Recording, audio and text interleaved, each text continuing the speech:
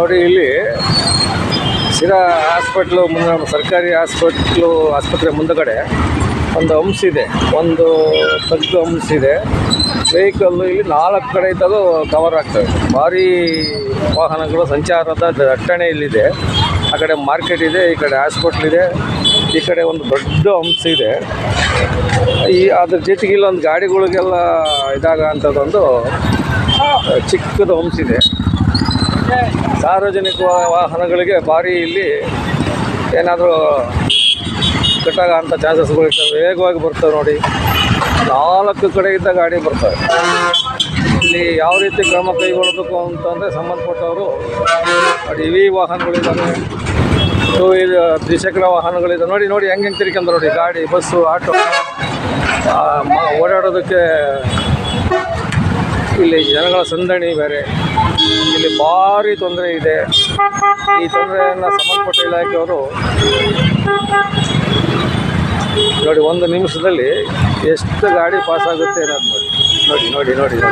ಯಾವ ಕಡೆಯಿಂದ ಎತ್ಕಡೆಯಿಂದ ಬಂದು ಎತ್ಕಡೆಯಿಂದ ಹೋಗ್ಬೇಕು ಅನ್ನೋದಕ್ಕೆ ಇಲ್ಲಿ ಸೂಚನೆಗಳೇ ಇಲ್ಲ. ಯಾವ ಗಾಡಿ ಬರಬೇಕು, ಯಾವ ಗಾಡಿ ಹೋಗ್ಬೇಕು ಎಲ್ಲ ಒಂದೇ ಕಡೆ ತಿರ್ಕೊಂಡು.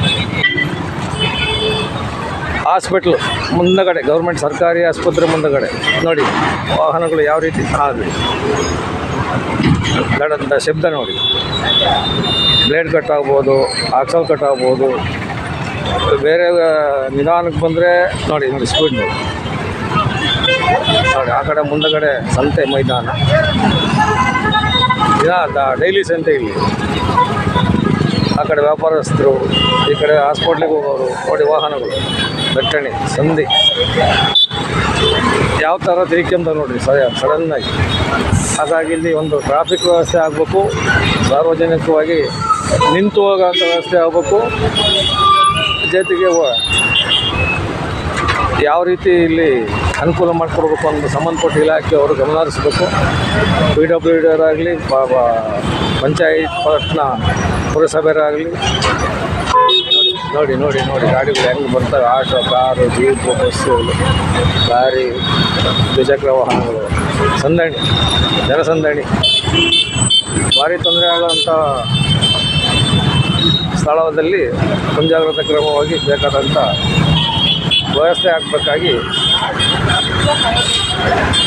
ಸಾರ್ವಜನಿಕ ಹಿತ ಕಾಪಾಡಬೇಕು ಅಂತೇಳಿ ಸಂಬಂಧಪಟ್ಟ ಇಲಾಖೆಗೆ ಕೇಳ್ಕೊಳ್ತೀವಿ.